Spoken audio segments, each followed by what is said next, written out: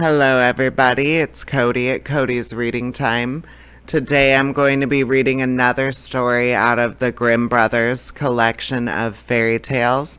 And this one is, of course, you clicked on the title, Rumpelstiltskin. And it's a story that we've heard of and may not have heard the original story of. So here we go. I hope you enjoy it. By the side of a wood in a country a long way off ran a fine stream of water, and upon the stream there stood a mill. The miller's house was close by, and the miller, and you must know, had a very beautiful daughter. She was moreover very shrewd and clever, and the miller was so proud of her that one day he told the king of the land, who used to come and hunt in the wood, that his daughter would spin gold out of straw. Now this king was very fond of money, and when he heard the miller's boast, his greediness was raised, and he sent for the daughter to be brought before him.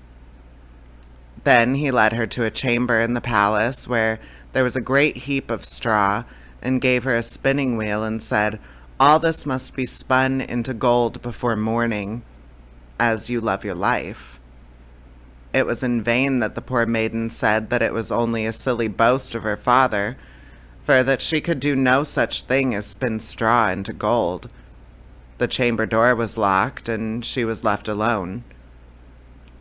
She sat down in one corner of the room and began to bewail her hard fate, when on a sudden the door opened, and a droll-looking little man hobbled in and said, "Good morrow to you, my good lass. What are you weeping for?"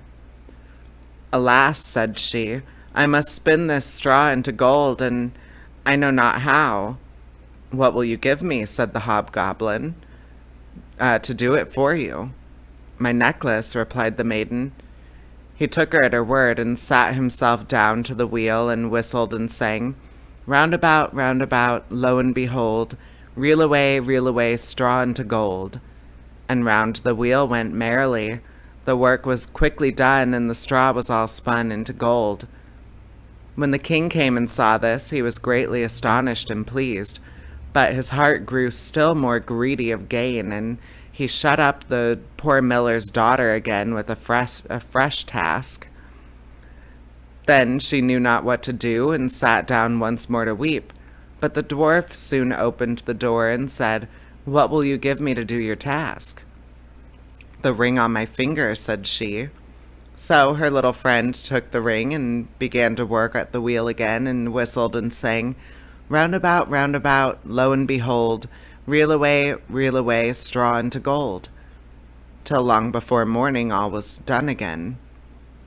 The king was greatly delighted to see all this glittering treasure, but still had not enough.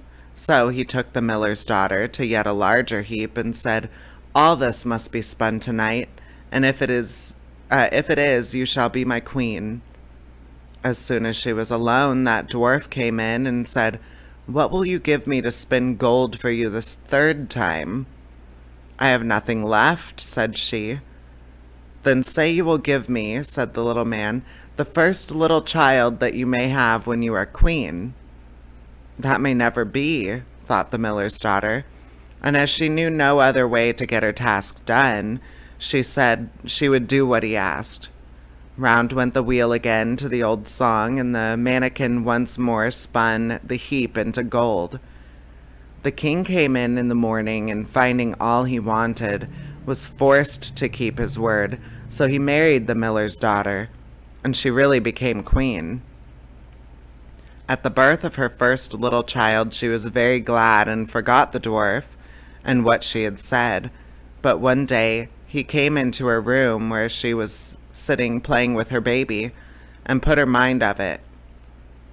Then she grieved sorely at her misfortune, and said she would give him all the wealth of the kingdom if he would let her off, but in vain, till at last tears softened him, and he said, "I will give you 3 days' grace, and if during that time you tell me my name, you shall keep your child." Now the queen lay awake all night, thinking of the odd names that she had ever heard, and she sent messengers all over the land to find out new ones. The next day, the little man came, and she began with Timothy, Ichabod, Benjamin, Jeremiah, and all the names she could remember. But to all and each of them he said, "Madam, that is not my name." The second day she began with all the comical names she could hear of, Bandylegs, Hunchback, Crookshanks, and so on. But the little gentleman still said to every one of them, "Madam, that is not my name." The third day one of the messengers came back and said, "I have traveled 2 days without hearing of any other names, but yesterday, as I was climbing a tall hill among the trees of the forest where the fox and the hare bid each other good night, I saw a little hut, and before the hut burnt a fire, and round the fire a funny little dwarf was dancing upon one leg and singing, 'Merrily the feast I'll make, today I'll brew, tomorrow bake, merrily I'll dance and sing, for next day will be a stranger bring. Little does my lady dream, Rumpelstiltskin is my name.'" Then the queen heard this. She jumped for joy, and as soon as her little friend came, she sat down upon her throne and called all the court around to enjoy the fun. And the nurse stood by her side with the baby in her arms as if it was quite ready to be given up. Then the little man began to chuckle at the thought of having the poor child to take home with him to his hut in the woods, and he cried out, "Now, lady, what is my name?" "Is it John?" asked she. "No, madam." "Is it Tom?" "No, madam." "Is it Jemmy?" "It is not." "Can your name be Rumpelstiltskin?" said the lady slyly. "Some witch told you that, some witch told you that," cried the little man, and dashed his right foot in a rage so deep into the floor that he was forced to lay hold of it with both hands to pull it out. Then he made the best of his way off, while the nurse laughed and the baby crowed. And all the court jeered at him for having had so much trouble for nothing, and said, "We wish you a very good morning and a merry feast, Mr. Rumpelstiltskin."